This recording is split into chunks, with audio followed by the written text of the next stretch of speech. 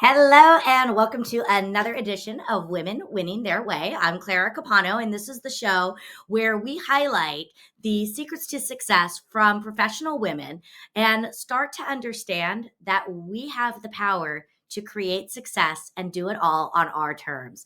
Today, I'm doing something a little bit special. I want to close out the year by sharing with you some of the things that I have learned this year. We all have to make sure that we are growing each and every year. So I've made a list of the 10 items and the things that I really have embraced this year as I have grown. Robin Sharma, who is another coach, trainer, and he does a lot with leadership. He has been one of my mentors for years. And one of the quotes that he has said, and it really has stood out for me, and I share it with so many others that I work with. He talks about change and growth. And he says this: change is scary at first, it is messy in the middle, and it is glorious at the end. And I think that that is so true on many levels. This year has been a huge year of growth for me. And I'll be honest, there have been times where I have been scared. I have been uncomfortable. I have been questioning, and it is hard to do that. I'll tell you even more. There's been a lot of messiness. And it's during those times that things are messy that a lot of these lessons are going to come in hand, because when you grow, it's going to get messy. And you see, what we find is that most people retreat during those times of messiness, but it's the true champions. It's the true lionesses out there that forge forward and push through, because when it's all said and done, you're going to sit there and look at how glorious it is.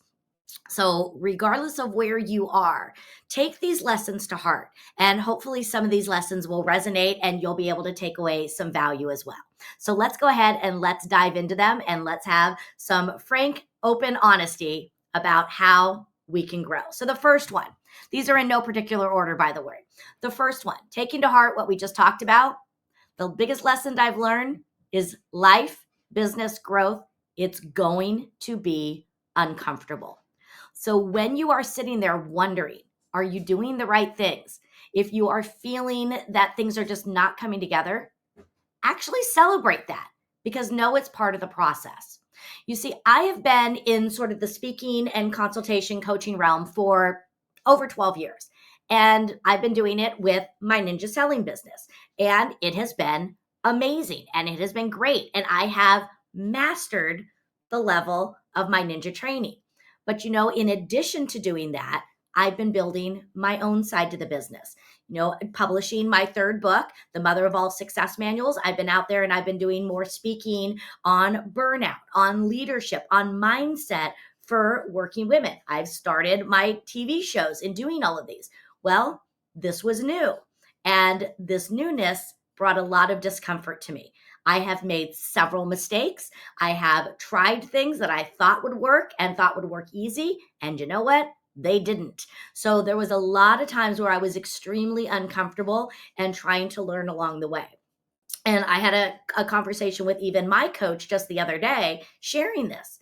And the words of my coach were, "Good. I'm glad you're uncomfortable, because that means you're on the right track." So just know this: when you get uncomfortable, this is a great time to reflect.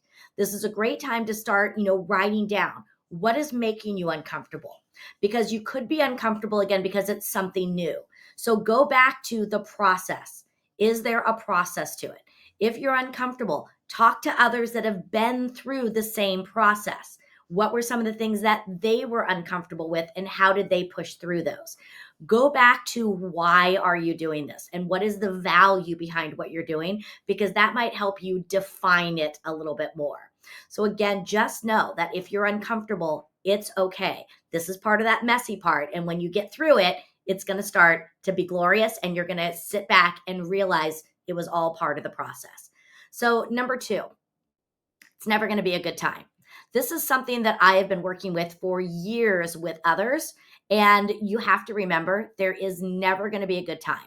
I have so many people who play the game of someday. And remember, someday is not a day of the week. It's never going to be perfect. It's never going to be optimal. So sometimes you just need to leap and know that the net will appear. This doesn't mean be haphazard about it. Get a plan together. Sit down, work the plan, put some time frames and deadlines to the plan. Because it doesn't matter if it takes you 3 years or 30 years to get to the end result. The idea is, are you moving forward? But never wait. You're never going to have enough money. You're never going to have enough time. You're never going to have enough support. The world and the economy is never going to be perfect for you. You have to make it right for you. So even those little baby steps, I know that when I was starting my consulting business back in 2009, I was nervous about this and wondering, was it the right time? Because I didn't have a lot of money. It would require that I left my big corporate job with my cushy salary, my insurance, my 401k, and my fancy corporate card to be able to let all of that go. And I was terrified. And I remember sitting down with my mom and having her go through this. And the words that she said is, there's never going to be an optimal time.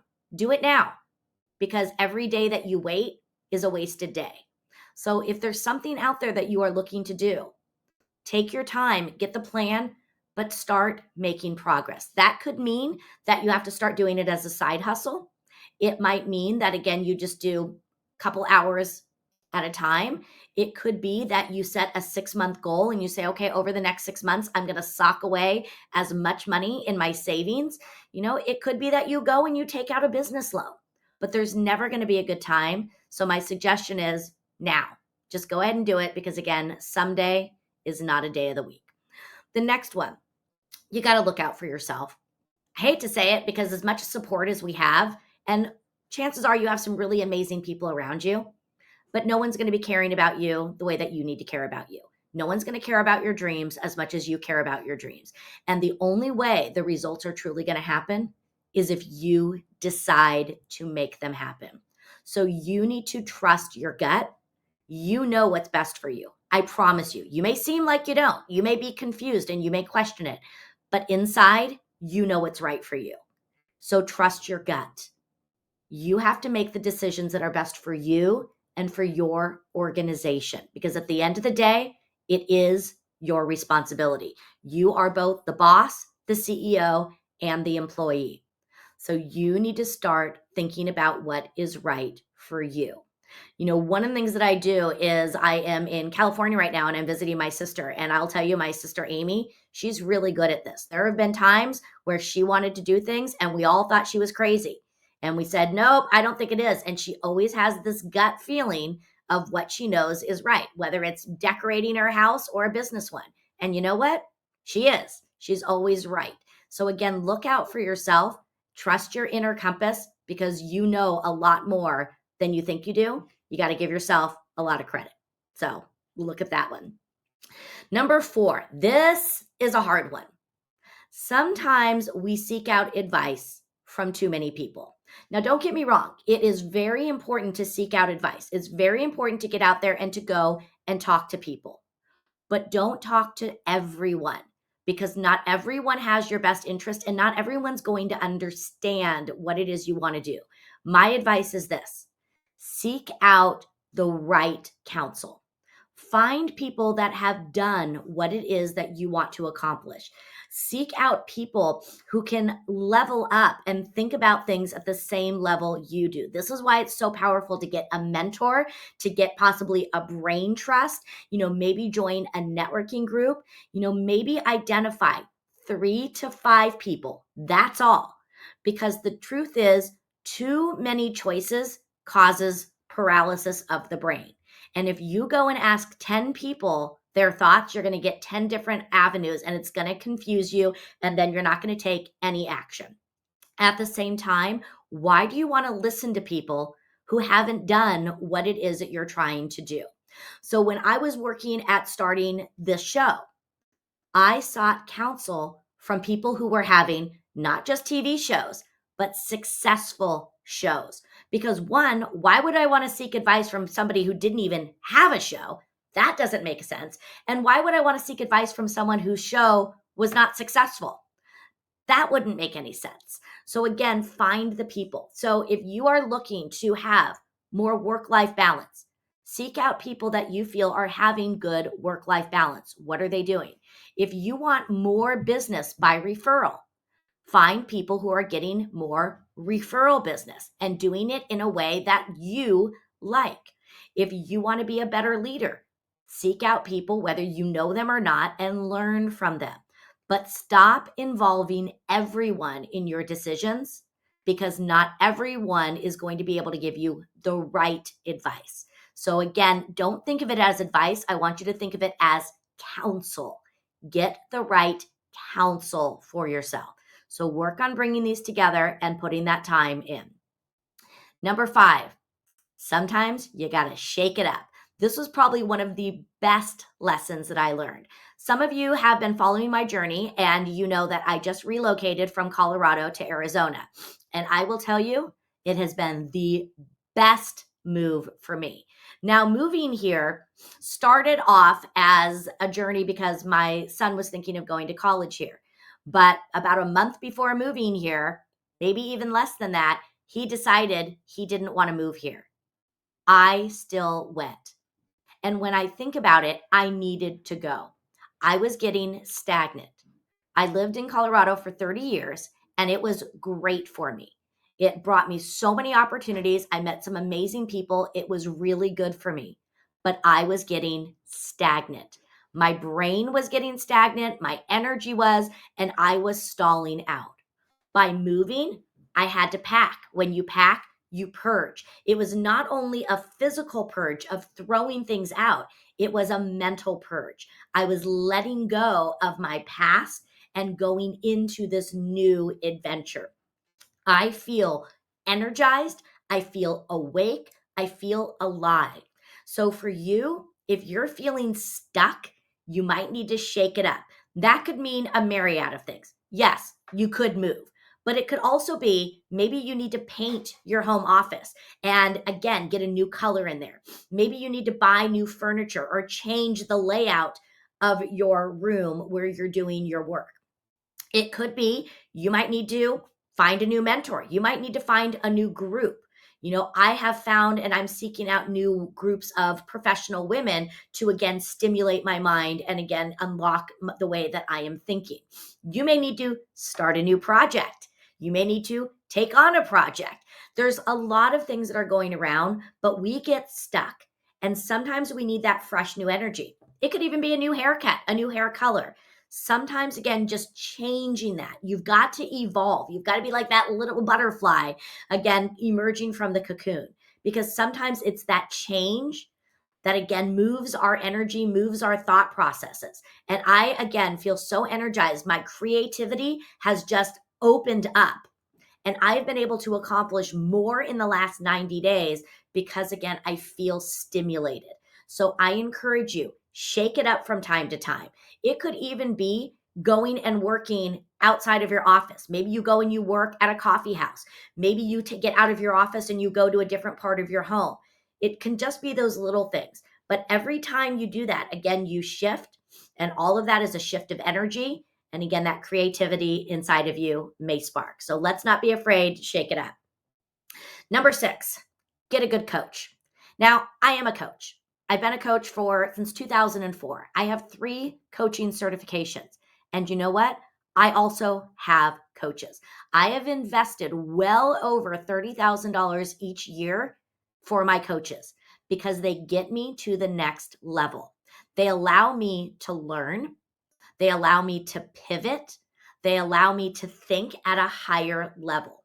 But this is going back to, again, getting your counsel. And this is what you want to think about with a good coach. Find someone that not only clearly understands where it is you want to go, but has done the things to get there. So right now, I have a coach that is working with me on monetizing my show by bringing in sponsorships and really helping me nail in my brand message. I have a coach that is working with me specifically on the shows and how I conduct the shows and how I can turn them into award-winning shows and then also build events from the shows. And then I have more of an executive level coach that helps me think of the higher level streamlining of the systems and processes. So again, I can elevate everything that I'm doing. All of these people know my vision. They know where I want to go. I talk with them on a regular basis. In addition to that, I'm part of a collective. I'm part of a women's collective where I can network and brainstorm. The idea is you've got to invest in your future. If you do not have the money to invest in a coach, that is fine. You might want to look at, again, a group dynamic. A lot of times you can get involved in a networking group for anywhere from $0 a month all the way up to $500 a month, depending on your budget. I belong to a women's group that I just joined in Phoenix. It's $100 a month, but they have luncheons and online tutorials and lots of different things. So again, seek out the ones that are going to support you and really be able to help you. It could be as simple as just having an accountability partner, somebody that you meet with on maybe a weekly basis, a monthly basis, to again share your goals. But you've got to get somebody in your corner, somebody that is not just going to pat you on the head and say, "Oh, great job." Someone that's going to challenge you. A lot of times I do that with my people. I tell them, I say, let's play devil's advocate. Let's look at all of these. Let's look at the choices and the consequences. I have had coaches that have said, that's not a good idea. I come in and I am fired up. I'm like, oh, I have this new idea. And they're like, okay, well, let's break this down.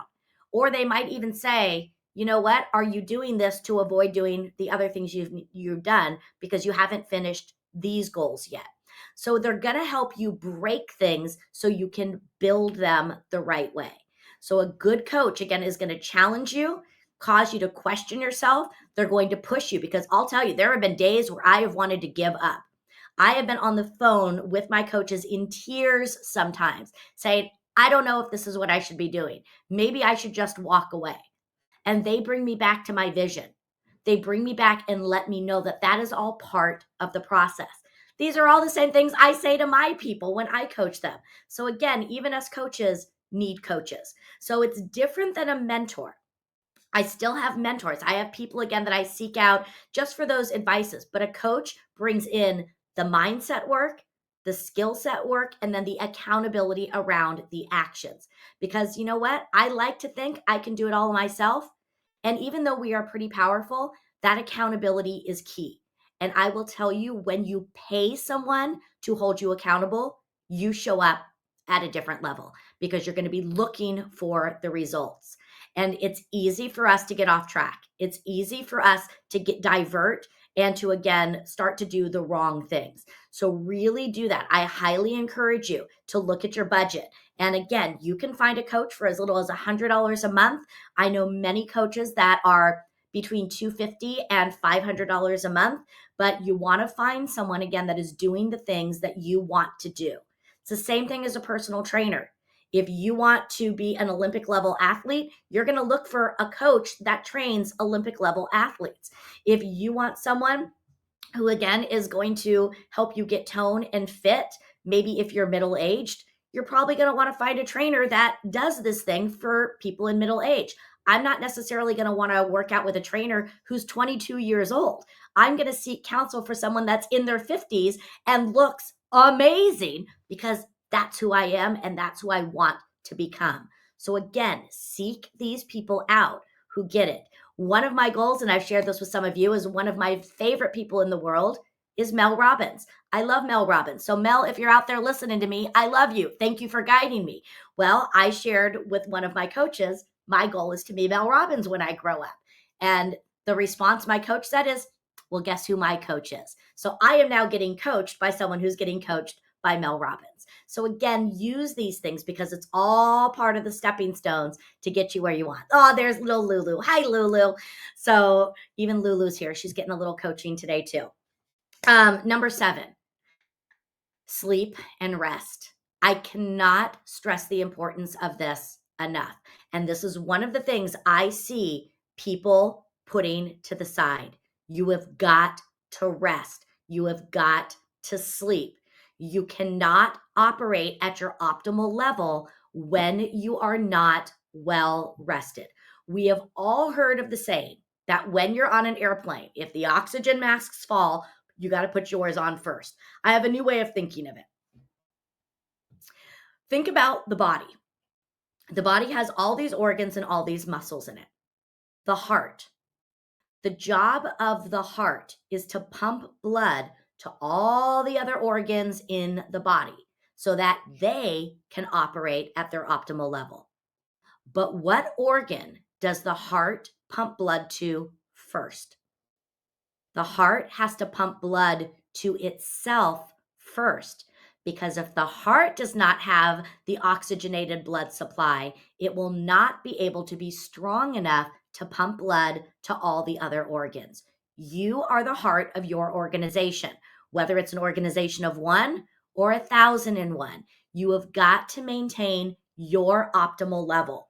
You cannot do this when you are burned out, when you are exhausted, and when you are depleted. So make sure you are doing this. Now, there's lots of things that you can do to help you to get better quality sleep. One, detach from technology, maybe 30 minutes to an hour before. So, again, don't be watching the screen. This is a great time. You can put on some meditation. A lot of times I go to YouTube, or some of Headspace is one that I use, and I have meditations in the background to wind me down.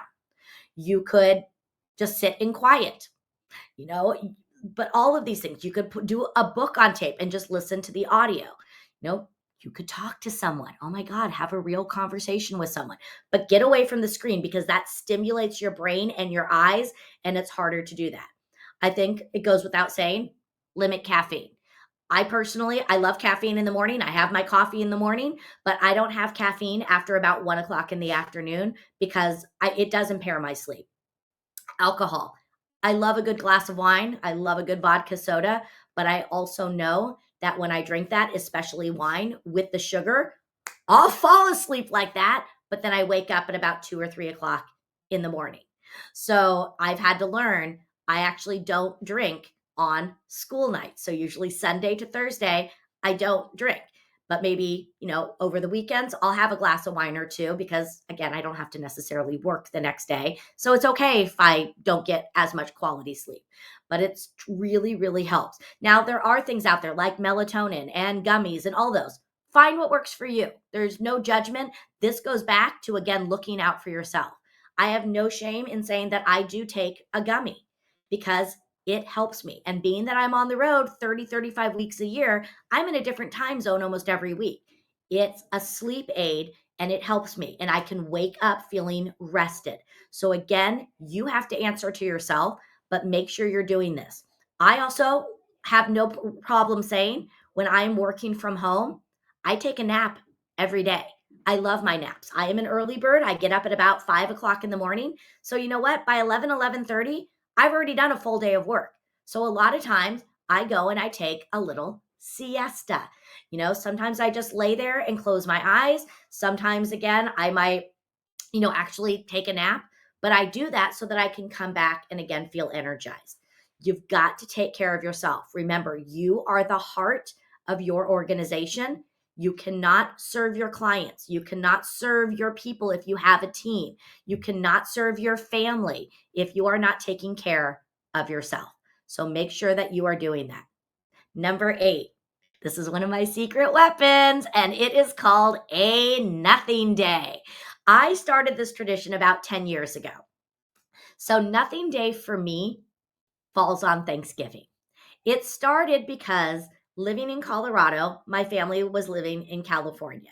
This was also a downtime for me. Most people did not want to have trainings the week of Thanksgiving. So it was usually a week sandwiched in between my busy season where I didn't have to travel. So I used this time to do nothing. So on Thanksgiving, when everybody else was running around in the craziness, I had the entire day to myself. My son would spend the day with his father, and it was fine. I would wake up whenever I wanted to wake up.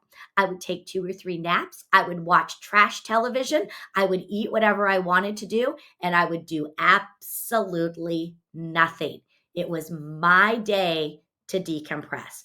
I extended this, and I try to do a nothing day every quarter. It is just time for me to just disconnect, to have no responsibilities, to have no judgment and no expectations. It's been to the point now where people have actually heard what I do and they love the idea, and they ask me, "Can I come and spend nothing day with you?" And I'm like, "No." because it's nothing day. I've had people that say, oh, let's spend nothing day together and we can do this and we can do this. And I was like, no, that's not the point of nothing day. You make no plans, you do nothing. You just go with the flow. But there is a beauty in nothing. Having those clear guidelines of absolutely no expectations. So I encourage you, do this as much as you can. You know, if you're married, maybe get an agreement with your spouse or significant other. If you're in a relationship, get an agreement with your family. If you're a single parent, you know, maybe talk to the other parent, trade off, but do your best, because having even that one day, it's glorious. It's something to look forward to, and it's something just for you. So allow yourself the freedom of doing absolutely nothing. I'll tell you, it's amazing. I love my nothing day. Number 9, this is the power of follow up. You know, as a business owner, as somebody that could be leading a team, one of the best things that I have learned is the power of following up. We are so busy and we think we're going to remember, but you won't. Get yourself a system. I will say a ton of my business, probably 2/3 of my business, comes from my tenacity with my follow up. It's when I talk with someone and then follow up with them every quarter, every week, or when I say I will. How we show up shows people our level of commitment and that we stand by our commitments. I am getting business today from relationships that I made 8 to 10 years ago, but I simply have stayed in connection with these people, whether it's inviting them to a free event, whether it's congratulating them on something that I've seen them do, but I've stayed connected. You've got to follow up. So have a system. I have a hot list and a warm list. I have a trickle system in my contact management system. So when I talk with someone, it reminds me. So all I have to do is just come in and look at my dashboard and it will remind me, because I'm not going to remember. And I will tell you, people are amazed. I take lots of notes on what we talked about. So when I follow up with them, I can be like, oh, last time we talked, I know you were getting ready to go on vacation or you were working on this project. And they think you're a genius. Because remember, nobody will care about you until they know how much you care about them. And one of the best ways to show value and to show you care is by staying connection, having that true connection. So put some systems into place for follow up, because people get busy. They forget. It's not that they don't want to work with you. They just get busy too. And I've had so many people that have said, oh, I am so glad you followed up with me. I've been meaning to call you. So get really good at your follow up, because that's going to be one of your secret weapons. Number 10, know that you don't need to have all the answers. You're never going to have all the answers. And it is perfectly okay to do that. I've had people that have said, well, do you have a talk on this? Or what do you do? And I'm like, I don't, but that's a great idea. Let me cultivate one, you know, and then I create a talk. I've been able to say, I don't know how to get to this result, but let me go and seek out people who do. If I waited to have all the answers, nothing would get done. And a really great example of this is our phones. We all have these smartphones, and on our smartphones, we have apps. How often do we get notification that there is a new version of an app? Even I have an iPhone. We're on version 15 now. If Apple waited until the iPhone was going to be perfect, and if they had to know it all and have all the answers, we would never even have one.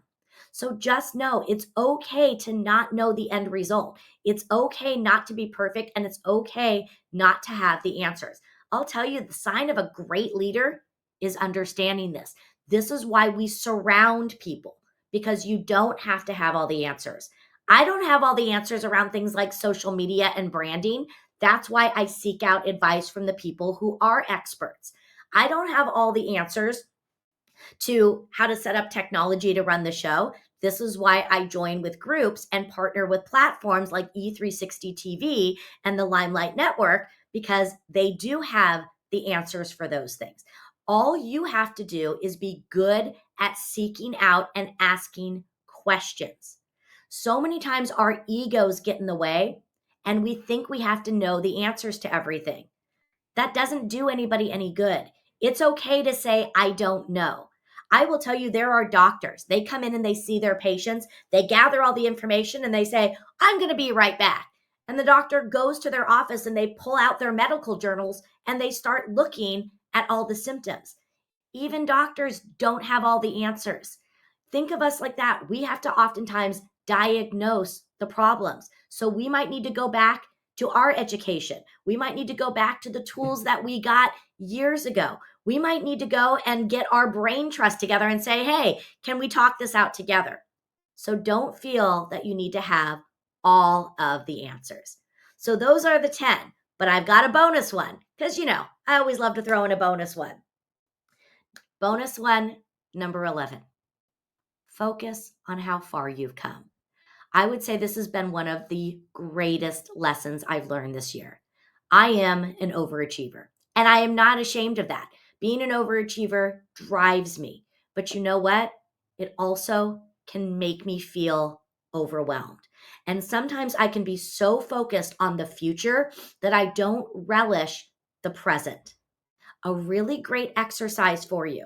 And I would definitely do this now if you haven't already done it for the year, but do this on a regular basis, each quarter, each month, each week, even at the end of the day.